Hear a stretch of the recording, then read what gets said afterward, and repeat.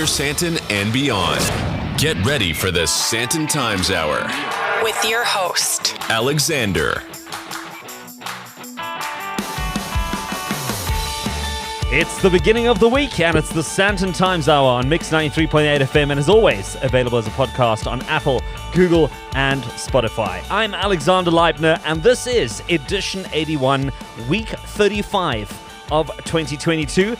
We're still in August, but August is almost done. I can smell September, I can smell spring, and boy am I excited that temperatures are on the rise. If you want to get in touch, you can email editor@sandtontimes.co.za. You can connect on social media at SANDTON Times, and you can visit the website www.sandtontimes.co.za. And as always, send us your questions, your comments, and be part of this conversation. You are part of the SANDTON Times Hour Nation if you are listening, and I'm so thrilled. We've got such a distinguished audience. If you're listening to this show, let me tell you, different class.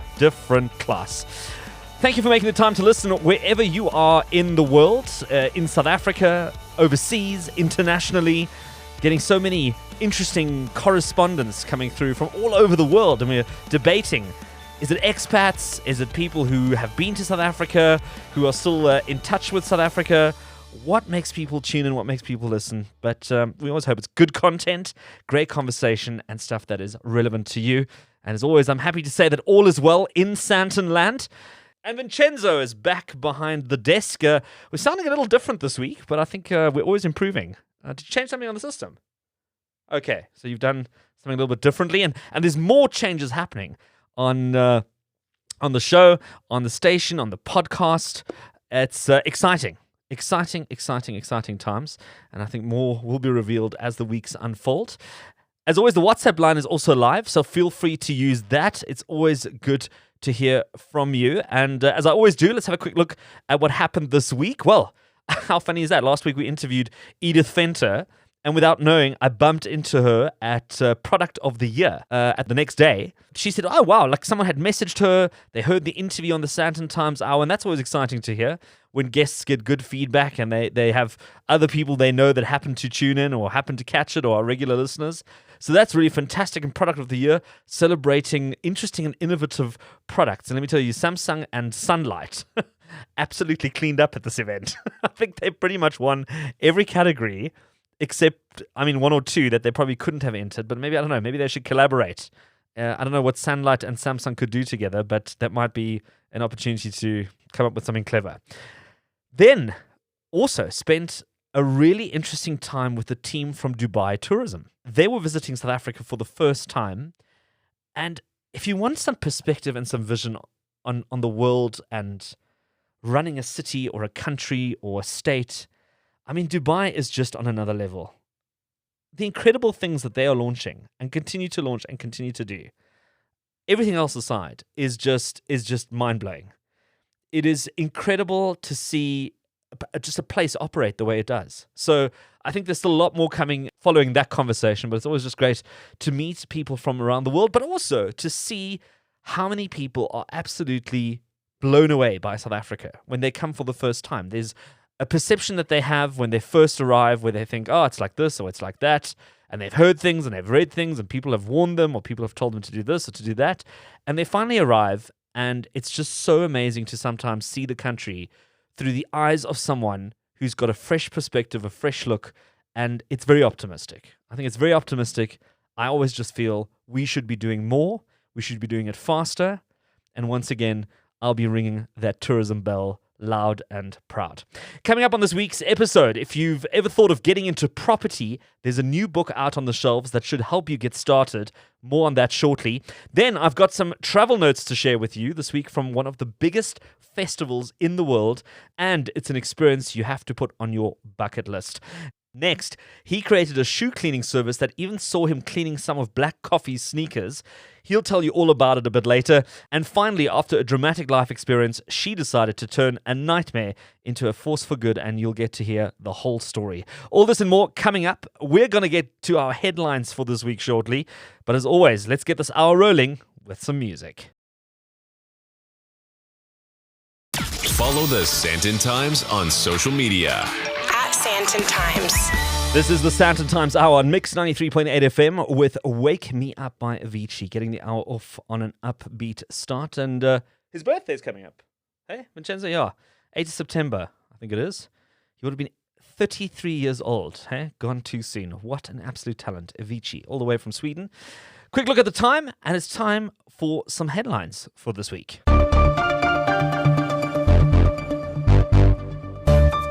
Well, Call of Duty, MMC for Community Safety in Johannesburg, David Tembe, says all Metro Police officers will have to report for point duty during peak hour load shedding.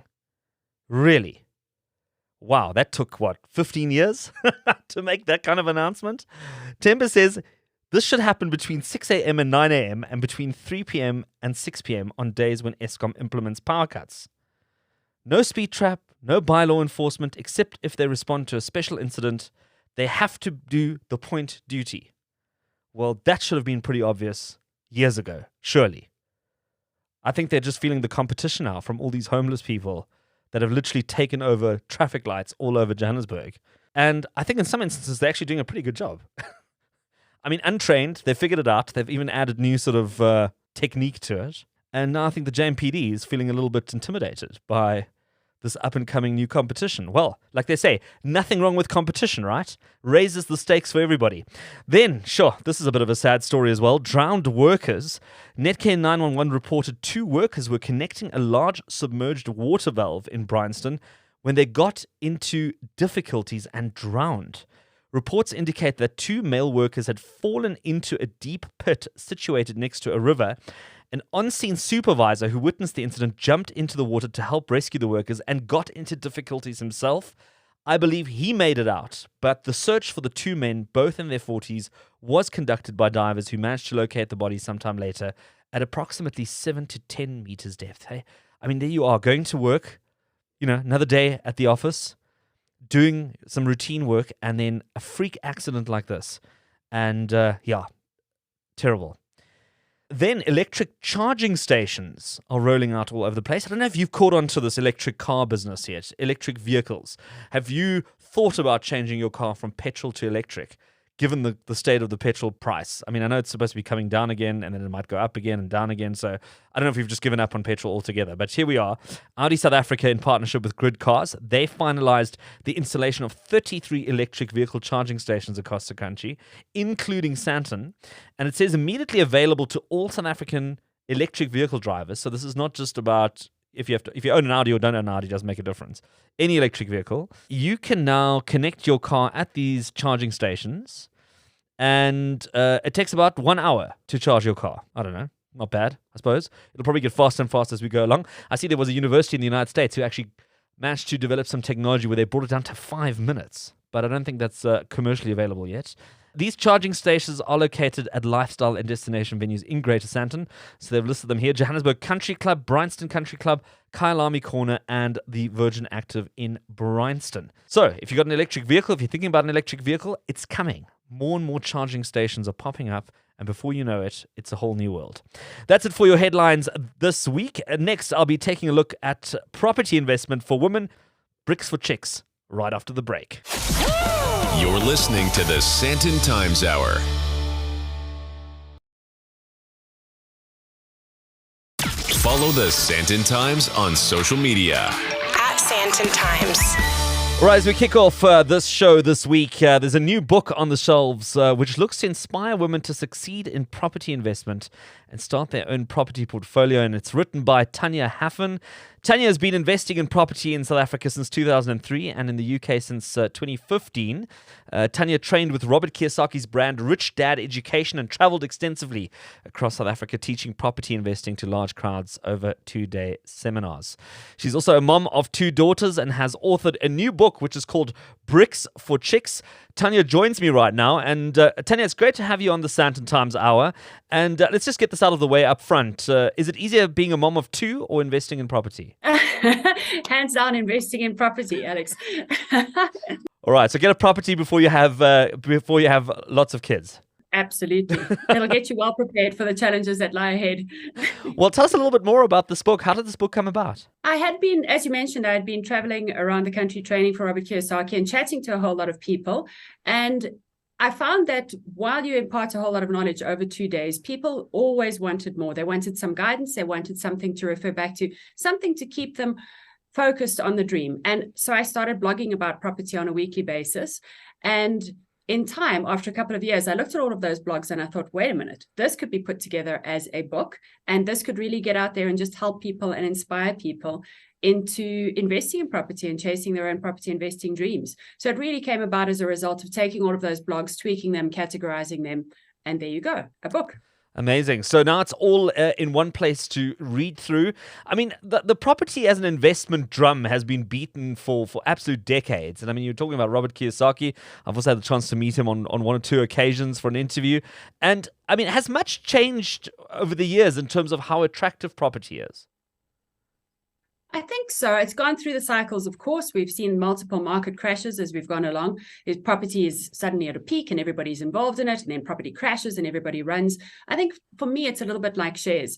If you're in it for the long haul, you're going to be making money out of it. And the other key part about property is you have to understand what you're doing. And I believe that is true for any investment class that you try and get yourself into.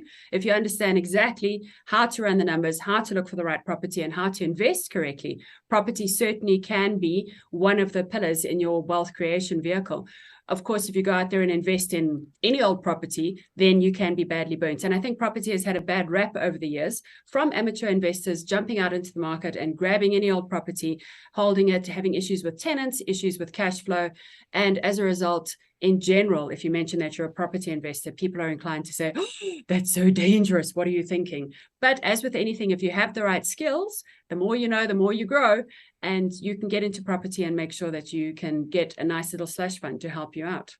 So where are the trends at the moment? I mean, like you were saying, there's so many different ways that you can get into this property space. I mean, some people decide to buy and rent it out and have to deal with tenants. Other people decide to buy a dilapidated place. What do they call it? Flip it. They kind of redecorate it and then sell it a couple of months later for a profit. Other people buy, demolish, and build something completely different.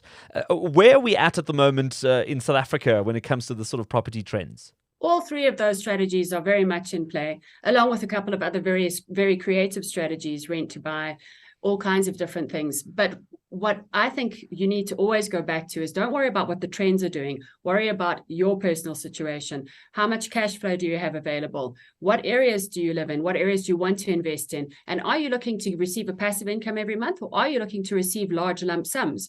Perhaps you're looking to chase both of those. And then once you get very clear on your strategy, then you go out there and start looking for properties rather than going out there and just chasing whatever the trends are. Because those trends, depending on where you're at and depending on your income level or your wealth level, they're always going to be in play all around, because people need places to live. So there's always going to be places that need to be rented out. There's definitely always going to be dilapidated properties, distressed properties that need fixing up.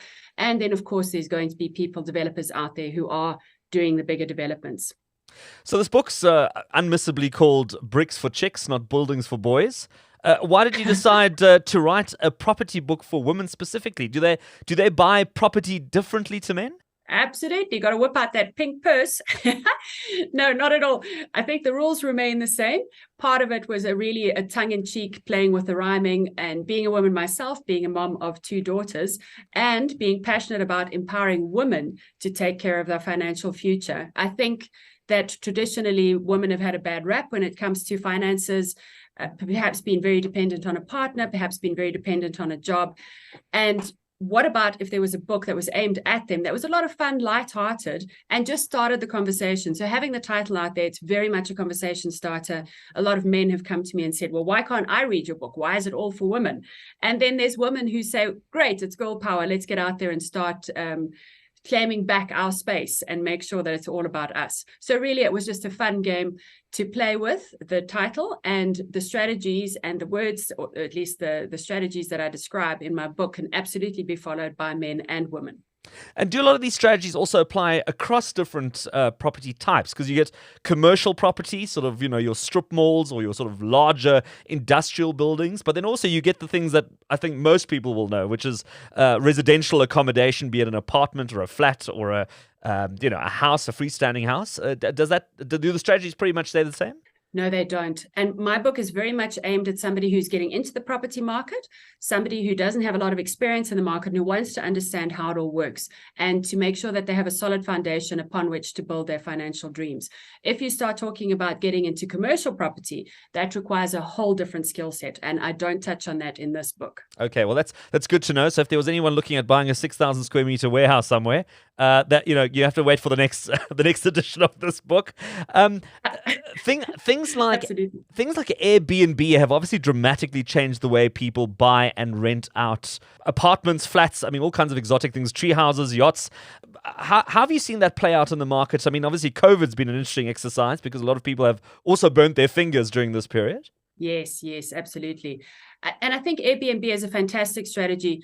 What you need to do is just make sure, again, that you're always running the numbers to see what's going to be happening. We saw COVID, all of the places that if you'd set yourself up for a whole lot of Airbnbs and then suddenly there's zero travel, or people are traveling and they're very scared. Now your cost of sterilizing the place and making sure that it's right for the next tenant or the next person, short-term tenant, is those costs are now going to go through the roof. So I think the idea with property, if you're going to be in a market like that, Airbnb, is to be flexible and to be able to roll with it. Is it going to make more sense to have a longer-term tenant in there? Or are you going to be making a lot of money if you rent it out over the weekends or during the week, perhaps? And I think that strategy will play out depending on where your property is located. If you're in a hive of holiday type accommodation, by all means, or perhaps if you're closer to a CBD, we're seeing a lot of trends now where people are being called back into the offices and perhaps they've semi-grated down to the coast. Now they need to come back to the offices. And if your property is near those offices, then you could certainly make a fortune out of doing Airbnb. It's about watching the market and about being ready to switch strategies if COVID hits, if something dramatic hits like that again. Well, but before we wrap up, I want to quickly see if you can entice us with one or two tips from your book. I don't want you to give away all the secrets. But what are some of the ones that stand out for you in terms of maybe some things to get people sort of thinking about this and picking up the book and actually going through the whole book? That what I try to achieve in the book is to take people on a journey of, you want to get into property investing. Let's first stop and have a look at why you want to get into property investing. Because a lot of people say to me, oh, Tanya, I just want to be rich. And when I say why, then the response is, well, that's a crazy question, so that I can buy a flash car or wear really cool clothes. But I want you to dig a bit deeper. What is it that you hope to achieve with that wealth? Who are you going to help? Is it going to be your family? Is it going to be your community around you? There's got to be something bigger than just money. And then once you've got that strategy in place, then we can go take that further into the property market and say, right, what type of strategy will we need to produce in order to get you closer to those goals? And then I take you on a roller coaster ride of all of the different strategies, all of the different how to run the numbers, and then give a whole lot of fun examples using names, some of it taken from my personal experiences, some are from stories that I've heard, and try to do it in a storytelling kind of fashion so that you are entertained and educated at the same time, because I believe if you're laughing while you're learning, that's going to stick. Well, I hope you're going to be laughing all the way to the bank once you've read this book and you've invested in your first property. Tanya Haffern, she's the author of Bricks for Chicks, and the book is available at all leading bookstores for 200 Rand a copy. And if you can't afford the 200 Rand, you might need to invest in property more than you think. We're halfway into the SANDTON Times Hour. So much more coming up, and I'll be back with you right after this. Back for more? The SANDTON Times Hour continues. David Lubega Balemetsi, better known as Lou Bega, with Mambo number 5 on the SANDTON Times Hour on Mix 93.8 FM. Vincenzo, I know exactly why you pulled that one off the shelf, but let's get into that shortly. This is the second half of the SANDTON Times Hour. I'm Alexander Leipner, if you've just tuned in. And as always, if there's anything that caught your attention during the show, but you didn't manage to get all the details in time, don't stress. Just visit the show notes on the sandtontimes.co.za, so www.sandtontimes.co.za. There's a detailed breakdown of everything discussed on the show, phone numbers, email addresses, websites, names, you name it, it's all there. Also, make sure to subscribe to the podcast for free on Apple, Spotify, and Google Podcasts. And don't forget to like, review, and rate that for me too. Let me tell you, it makes a huge difference.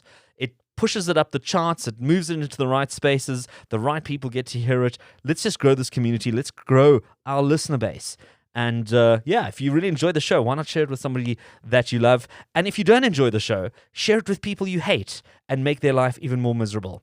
Let's interact online as well. And you can do that by following the social media accounts of at SANTON Times. And feel free to comment and connect on the Mix 93.8 FM WhatsApp line. And you can also use the hashtag SANTON Times Hour. I'll get to as many of your messages as is possible. Now back to Mambo number 5 and Lou Bega, who in fact is a German singer born in Munich, Bavaria. His mother was Sicilian, his father was Ugandan, and he came up with this amazing track.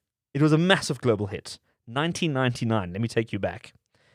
And it's a kind of frivolous and fun song that became huge around the world. I mean, you can go read up on the song. It's fascinating to hear how the song spread, how well it did.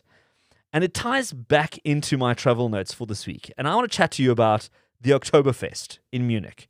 You've probably heard about it. You might have thought about it. I had the privilege of attending the Oktoberfest. I think it must have been about 2018, 2017, if I cast my mind back. You know, there's that sort of like gray area, which was called the pandemic, which completely moved our calendar up and down. But the Oktoberfest is back in 2022. Let's put it like that. It'll be the 187th festival, and it'll be running from the 17th of the 9th to the 3rd of the 10th, 2022. Now, I can hear you saying, but that's September. It starts on the 17th of September and runs till October. It's called the Oktoberfest. Yes, that's how it works. It always starts in September and ends in the beginning of October. But it's called the Oktoberfest. And to give you a little bit of a crash course in history here, King Ludwig I, he was the king at the time, he married Princess Teresa of Saxe-Hildburghausen on the 12th of October 1810, and the citizens of Munich were invited to attend the festivities, which were held at the fields in front of the city gates to celebrate the royal event. And the fields were then named the Theresienwiese in honor of the crown princess, and have kept that name ever since. So that's where the Oktoberfest has been held and is still held to this day. The city of Munich organizes this Oktoberfest. So Ludwig and Teresa, they're no longer in the picture. So the city of Munich's now taken over that role. And since 1950, the festival has always been opened with the same traditional procedure, and that's what you'll see in the middle of September. So at noon, there's a 12-gun salute, and that is followed by tapping of the first beer keg of the Oktoberfest beer by the mayor of Munich with the proclamation, "Ortzapft is." And to translate that, it means it's tapped. Simple as that in the Bavarian dialect. And then the mayor gives the first liter of beer to the minister president of the state of Bavaria. Now, some interesting stats around this festival. It runs for 16 days, traditionally. And in 2014, it sold 7.7 million liters of beer. I think that was the record at the time. I think it might be interesting to see what they sold this year. But 7.7 million liters of beer. And it's only beer conforming to the Reinheitsgebot, which you've probably heard about before. And it's brewed within the city limits of Munich. So only those beers can be served at the Munich Oktoberfest. Experienced waiters need an average of only 1.5 seconds to fill a mass. Now, a mass is those massive beer jugs that you see on television or you've seen online. It's 1 liter of beer, of this Munich Oktoberfest beer, and it costs about 200 Rand. Now, you might say, wow, that's an expensive drink. Listen, it's an experience. And I'll tell you all about that experience shortly. Then, there are currently 14 large tents and 20 small tents at the Oktoberfest. So you must just imagine, this place is huge. It is a massive piece of land. They've got these massive tents. And when I say tents, I mean they're literally like semi-permanent structures made out of wood. It fits a few hundred people into each of these tents. And it is an experience like you can't imagine. The economic value of the Oktoberfest is about 1.2 billion euros, and approximately 6.3 million festival visitors attend over those 16 days. Just put that into perspective. 6.3 million people visit this festival. And 70% of the Oktoberfest visitors actually come from Bavaria. 9% of the Oktoberfest guests come from the rest of Germany. And then the remaining 21% of the festival guests come from overseas. So it's not a huge amount. But let me tell you, make a point of going to visit the Oktoberfest. If you want a cultural experience, if you want to experience something that is just a hell of a lot of fun. It's such an absolute jolt. You get yourself dressed up. There's some fantastic stores in and around Munich, all price points, but invest in a lederhosen, invest in a dirndl, one of those sort of like Bavarian dresses, and make a feast of it. Because I'm telling you right now, if you've been to the first day, you will come back for a second and a third and a fourth day, because it is just such an energy, such a vibe. They've got traditional music. There's obviously your Eisbein, there's your schnitzel, your chicken, your Maas, your beer. And even if you're not a beer drinker, you'll probably find that you'll be starting to drink beer, depending on your budget, at the Oktoberfest. Talking about the dress and the traditional dress. Now, if you didn't know this, the dirndl, which is the traditional ladies' wear, it looks like a dress with an apron and a blouse. The position of the bow on the dress also signifies certain things. So if you have the bow on the right, it means that person is married or spoken for. If you wear it on the left, the person is single. And if the bow's in the back, well, they're either widowed, they're waitressing, or they're underage. And if you are fascinated by the Oktoberfest, if you've ever thought you wanted to get a little bit more information, there's also an interesting Netflix series called Oktoberfest Beer and Blood. And it's a little bit like, imagine like Peaky Blinders in lederhosen. But it gives you an interesting story of how the Oktoberfest evolved. I mean, there's a bit of fact and fiction there, but I think for the most of it, it's a pretty fascinating, even though gory, history. But what an incredible festival to go to. I was totally blown away when I went the first time, and I had no expectations. But it's a fairground, it's a chance to try different foods, it's great music, a great energy, a great vibe, and it's something you will never forget. And I actually know somebody down in Cape Town who makes a point of going every single year with a group of friends. He books out that week, they fly to Munich, they spend the week there for the Oktoberfest, and it's been an annual tradition. And maybe you should go check it out as well. Follow the SANTON Times on social media. At SANTON Times. All right, we love chatting to entrepreneurs and business owners and people who are making things happen in South Africa. And there's one particular business that I mention in my regular talks that I do on the future and marketing trends. And it's a homegrown South African example called the Sneaker Shack. And to talk about it and tell us a little bit more about this business is the founder, Lolo Ndlovu. And Lolo, it's so great to have you on the SANTON Times Hour. Yeah, very nice to be here with you. Lolo, talk us through the Sneaker Shack. So for people who've never used your business or your service, what is the Sneaker Shack all about? Sneaker Shack is a sneaker laundry service. I mean, that's the kind of core business. And what that means basically is we've created a space where people bring their sneakers in for a clean, try to avoid things like, the washing machine, and also just having it be slightly a bit more convenient than you sitting, in over a basin on a Sunday afternoon trying to get your sneakers cleaned. And we know how important the sneaker space is now becoming. Shoes are becoming more and more expensive. And people just generally don't have the time. So we kind of created Sneaker Shack for that exact need. Well, it's an interesting conversation when we talk about sneakers. In South Africa, we probably refer to them as tackies or sports shoes or gym shoes.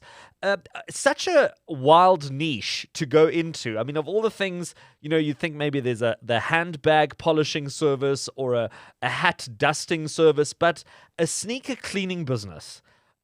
Why sneakers, and why do they need to be cleaned professionally? Yeah, it's such an interesting question, and I think when we stumbled on on this exact question, it was a huge aha moment, right? So, and the way I like to think about it is, if you consider the kind of generation before us, right? If you take, let's take hair care for example. My parents used to go to the shopping center down the road, get the pair of clippers, come home, and then cut our hair at home.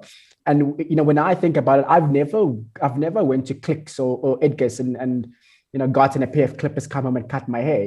It's if you consider the generational shift when it comes to professionalism, looking for a good professional haircut versus the sort of the time spent doing your haircut. That's the same kind of shift we're seeing with shoes, because people are looking for a more convenient aspect, a more convenient place to get their sneakers clean, but also looking for a more professional way of getting that done. And it's almost like a behavioral change that we've just started to see with the consumer. There's probably another factor that we probably also have to throw into the mix here, is the fact that sneakers have become a very collectible and sought after item. And I was chatting to the CEO of a big commodities business, somebody who's in the more traditional space where people sort of buy gold and silver and they stick it underneath their oven or into their deep freezer and they keep that as a sort of an investment plan. And he was saying that, it's quite wild how many young people are moving away from sort of the traditional investment options and are moving into investable items like sneakers. Can you give us a bit of a perspective on these sneakers and how much they cost bottom end to top end in terms of the ones you've cleaned? Bang on. And, and I think one of the, another kind of day-to-day lens of actually looking at this trend here is just realizing how young people don't actually go to work wearing suits and double-breasted, blazers. It's usually like a top, a hoodie, jeans, and the most expensive thing they'd be wearing is a pair of sneakers, if not a watch, and young people don't even wear watches anymore. You're quite right in saying, these are now becoming investables. I mean, if you look at, from an entry level perspective, these are shoes that start from about 1,500 to 2,000 rand, like really kind of entry. And if you want to talk real collectible items, they can range all the way from, 40 to 100,000 rand a pair. And some of the sneakers that we see, we've been lucky to clean a couple of Black Coffee's pairs. And we know that Black Coffee's, is a huge sneakerhead. And I remember the one time he actually brought in about 6 or 7 pairs to one of our branches in Rosebank. So he put them on the counter, and we're looking at these shoes now because I've got my office in Rosebank. So we're all looking at these shoes and we're saying, because we're thinking, oh my God, guys, we need to have a bit of a meeting on how these things get cleaned, because we're talking about 350 grand like on the table just worth of shoes. So people are seeing these as like investables, and people want to take care of their investments, and we're happy to do that. Now, I mean, you're talking about some of those numbers in terms of what these sneakers are worth. I mean, do you have sort of special insurance on the shops or on the people who are cleaning these shoes? Because, I mean, the last thing you want is for someone to mess up 100,000 rands worth of sneakers. It gets very stressful. It gets very stressful. But we do have insurance products that do help in kind of mitigating some of that risk from a store perspective, from a per store perspective. So, that's all accounted for in our pricing and the rest of it. Well, let's talk about how you started with this, Lolo. Let's rewind the clock a bit and take us through how this business started, how you got it funded. I'm assuming it's probably not one of those things where someone came and said, look, here's a few million rand, and you went away and you set up a few stores and the rest is history. No, absolutely not. I mean, this is one of those that like people were saying, are you mad? Like, is this even is there, I hear you, the people clean shoes, but like, I mean, is there a business here? Like, is an actual business? So I kind of spent my first 2 years of the business to kind of prove that. But, just to take a step back before then, I just come back from university and I'd spent just over a year in the United States, and coming back to South Africa, I knew that I wanted to get into entrepreneurship. And being in the States, I did see a similar concept, but this was for really, really, really sort of cool kids. Like, these were like the basketball, super cool. I felt very intimidated walking in there, and they weren't really kind of a shoe laundry. It was like this kind of hangout area. Like, there was a bit of like a coffee shop element going on. And then there was this guy who was this kind of, cleaning all these like really cool shoes. And then I thought, I'm from South Africa, we kind of like our sneakers, probably not as much as these guys, but we like getting out, we like hiking on the weekend. And, I know a fair amount of people that spend, quite a bit on their shoes. Like, this would be nice. And then part of my job was to take that and then just kind of open it up, So like, it doesn't matter whether you're kind of a Bryanston mom or like the coolest kid in SANDTON. I mean, if you walk into one of our stores, it just feels like a Virgin Active. Like, it feels very cool, very lively, but it's not intimidating. And I can tell you, like, the first couple of landlords, they said, nah, get out of here. There's no chance. Like, you guys aren't going to pay rent with this. Like, there's no ways. So we were lucky enough to get the Hobart Centre in Bryanston to take a chance with us. I remember at the time it was run by these two brothers.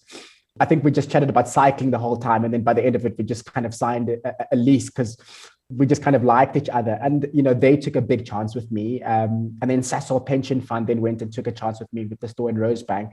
And, these guys have backed me ever since. And, I'm glad that we were able to prove not only just kind of top level, but like, we are growing like like crazy. We've got landlords waiting for us to kind of open in their shopping centers. So we've actually proved that, hey, listen, our young people today are super, super excited about sneakers, and they want a real, trusted, credible brand that can be this kind of caretaking. They can be the sorbet of shoes, if you want to call it. You know what I mean? Like this place that you know and trust, and you'll definitely get the result out. And that's what we've been able to create. Well, I'm hoping you're telling those landlords that told you to get out of here right now if they ask you to open a store there.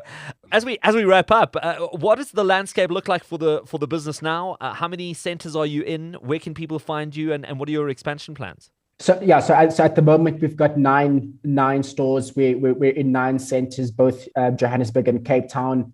We were lucky to just have opened the 9th store at the Harvest Place center that's just off Kempton Park. It's a new center, brilliant center. So congratulations to those landlords. And I think growth plans are just grow. Grow. Like we're looking to switch on an additional 2 stores by the end of the year, and by 2025 we're looking at about 45 stores. And we've started the franchising process. We've got about 300 odd plus franchise requests sitting in our inbox at the moment. So it's just about scaling, building for growth, and just kind of doubling down on our product offering. That's fantastic. Well, Lolo Ndlovu, a young entrepreneur in South Africa, founder of the Sneaker Shack, found a fantastic niche, and it's so good to see that is growing.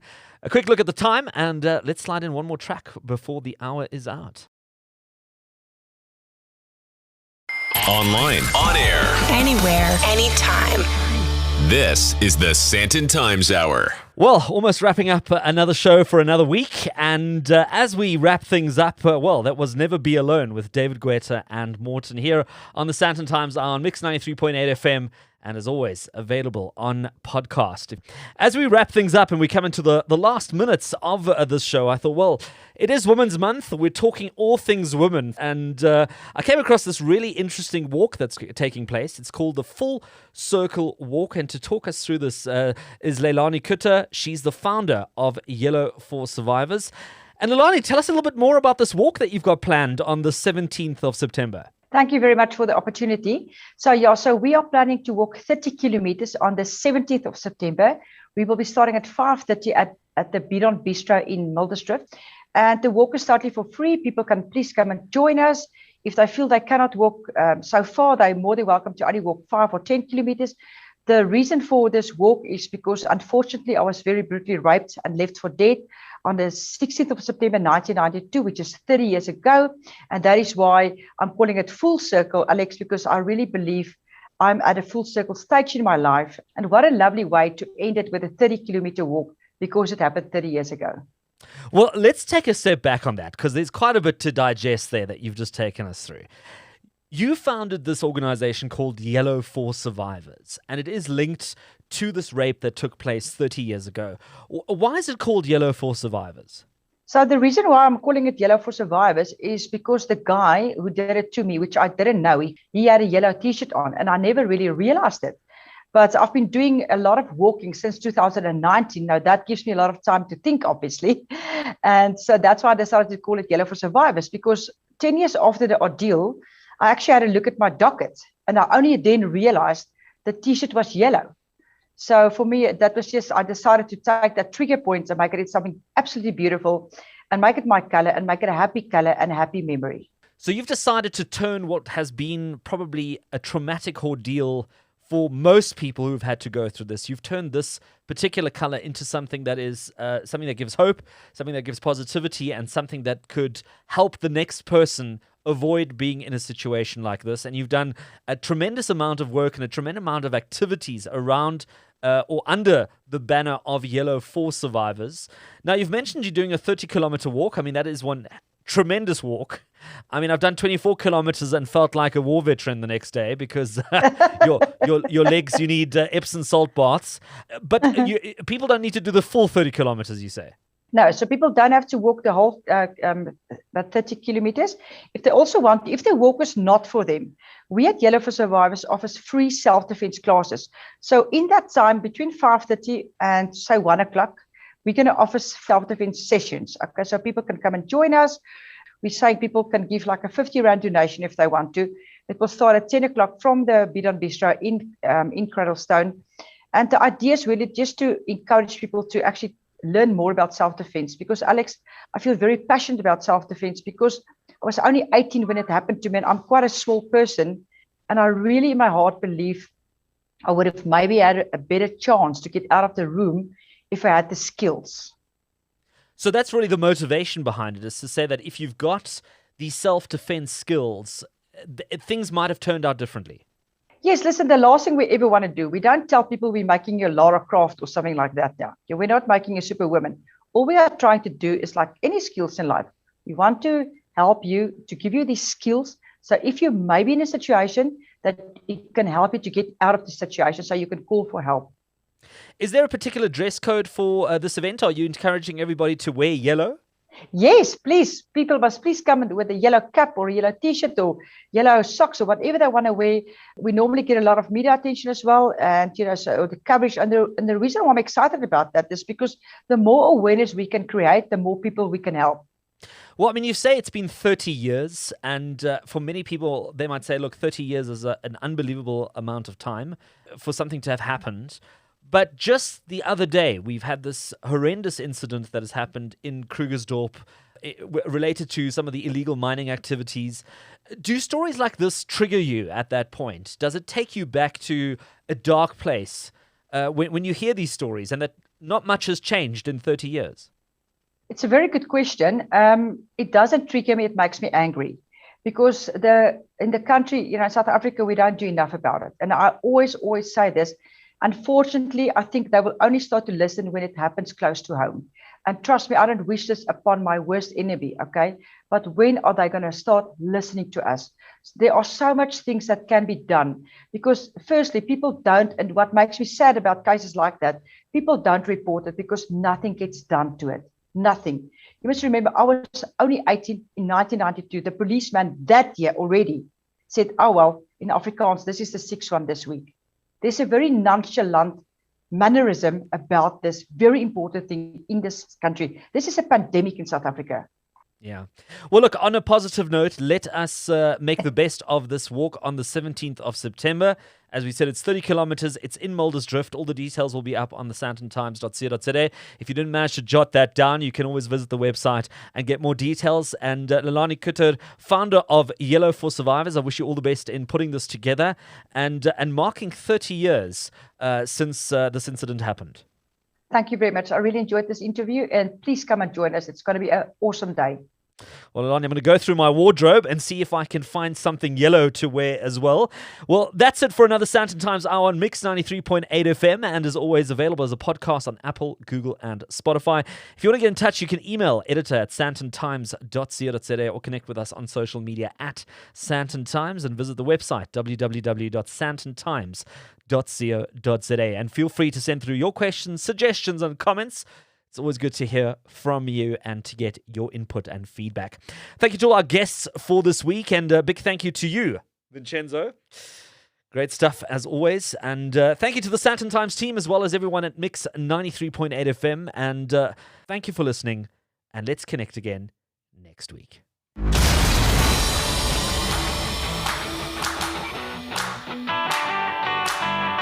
That's it for this week. Thanks for listening to the SANTON Times Hour. And if you enjoyed it, be sure to share it.